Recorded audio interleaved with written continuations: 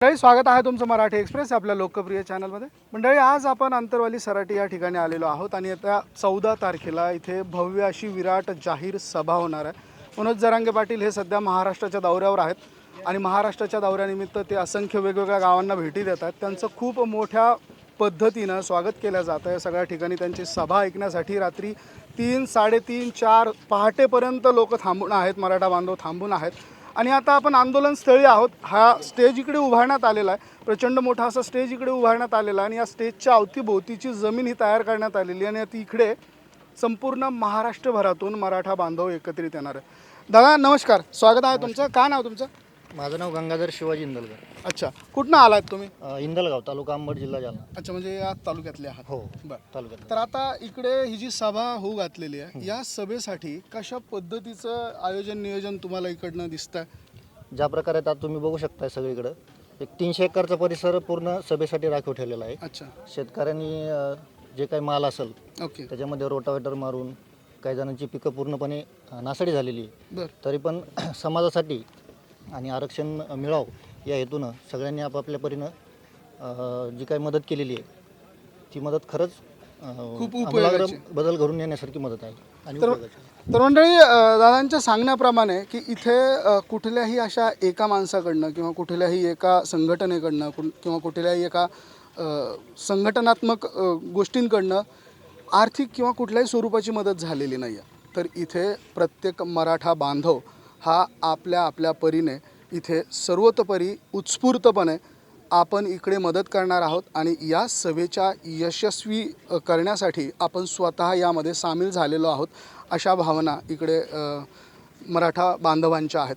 त्याचबरोबर आता जे आंदोलन सध्या महाराष्ट्रभर सुरू आहे, त्या आंदोलनाचा प्रतिसाद कसा वाटतो तुम्हाला आणि हे आंदोलन कशा पद्धतीने सध्या महाराष्ट्रभर वाढत चाललेलं आहे?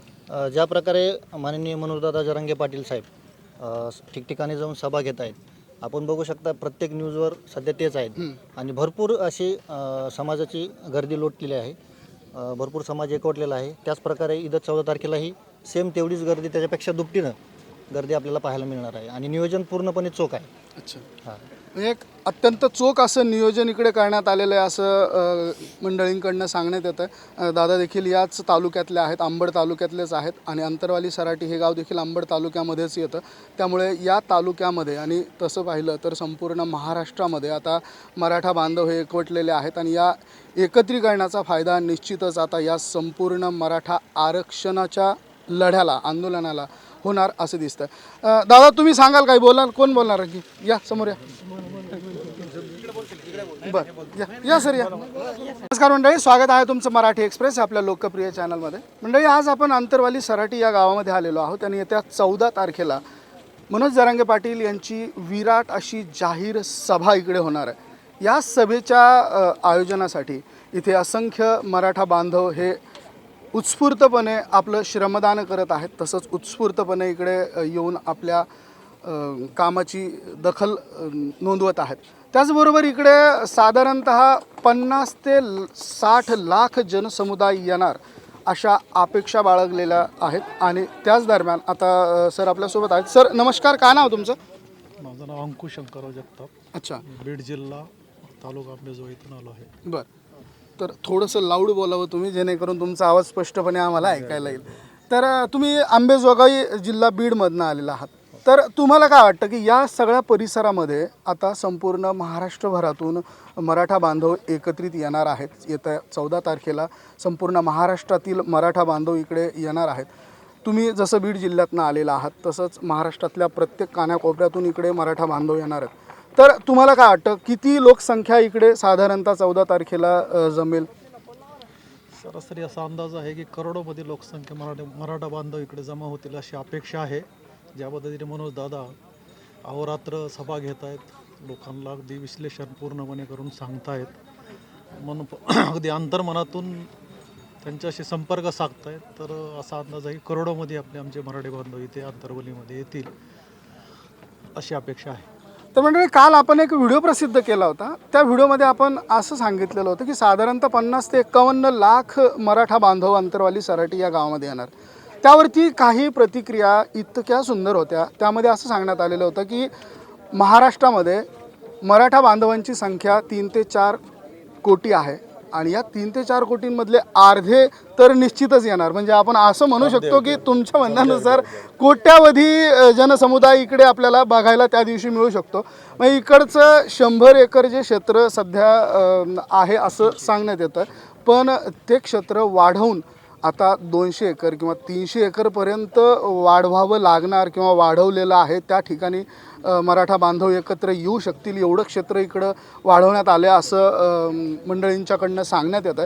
तर दादा, तुम्हाला काय वाटतं, हे क्षेत्रामध्ये जे मराठा बांधव जमा होणार आहेत ते मराठा बांधव या एवढ्या क्षेत्रामध्ये सामावू शकतील की आणखी जास्त जागा इकडे आवश्यक पडणार आहे? जी अवेलेबल जागा आहे त्या पद्धतीमध्ये मराठा बांधव ॲडजस्ट करून दादांचे विचार ऐकण्याची उत्स्फूर्त त्यांची इच्छा आहे. त्याच्यामुळं कुठलीही कसलीही काही कंप्लेन न करता आहे त्या परिस्थितीमध्ये झाडाझुडपात गवतात शेतात उभे टाकून त्यांचे सगळे विचार ऐकतील ही अशी अपेक्षा आहे.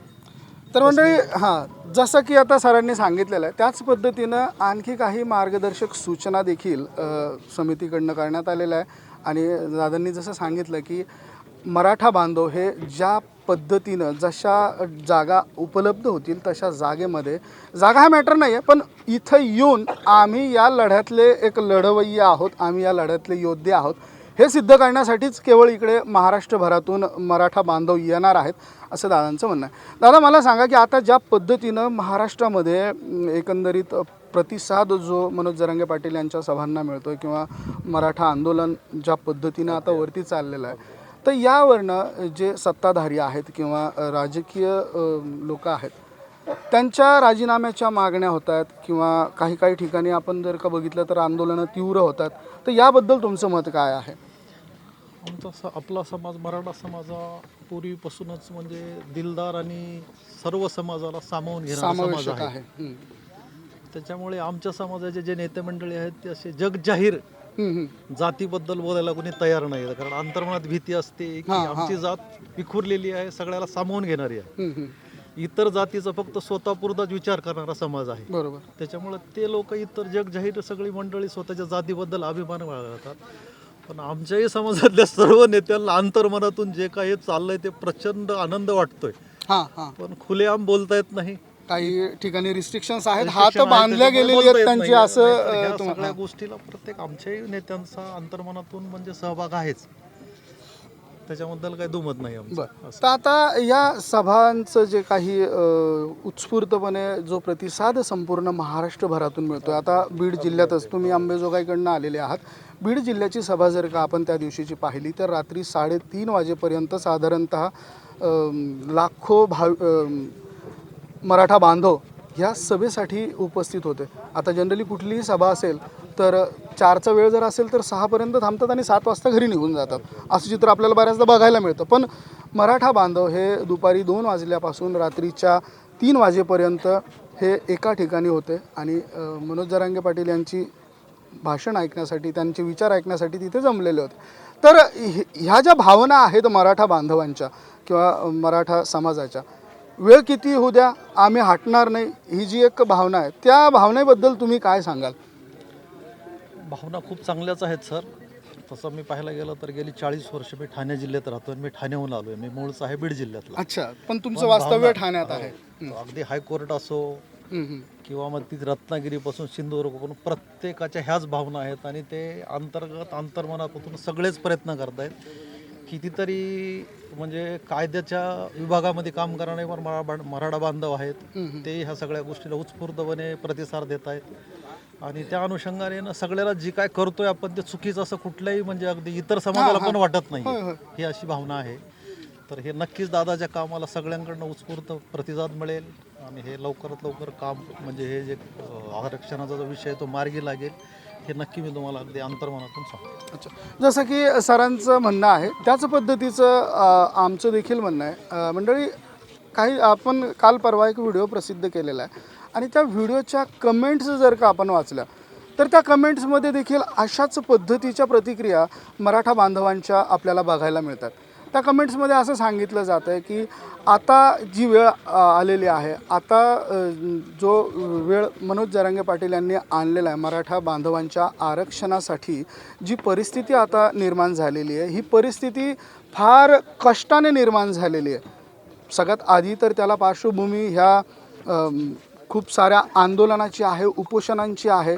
मनोज जरांगे पाटील यांच्या फॅमिलीचा आपण एक इंटरव्ह्यू मागे पाहिलेला होता. त्या इंटरव्ह्यूमध्ये सांगण्यात आलेलं होतं, त्यांची कन्या मुलगी ही वारंवार सांगत होती की माझे बाबा हे वारंवार उपोषण करतात, त्यांची तब्येत चांगली नसते, त्यांची किडनीवर सूज डॉक्टरांनी सांगितलेली होती आणि अशा परिस्थितीमध्ये ते वारंवार आपलं उपोषण करतायत आणि उपोषण करून आपली शारीरिक प्राकृतिक स्वास्थ्य ते त्यांचं खराब होत चाललेलं असताना देखील ते तिथे थांबले, तिथे उपोषण केले आणि त्या उपोषणानंतर जो काही एक लाठी हल्ला झाला अंतरवाली सराटी या गावामध्ये, जो लाठी हल्ला झाला आणि त्या लाठी हल्ल्याच्या नंतर ज्या पद्धतीचं स्वरूप या संपूर्ण आरक्षणाच्या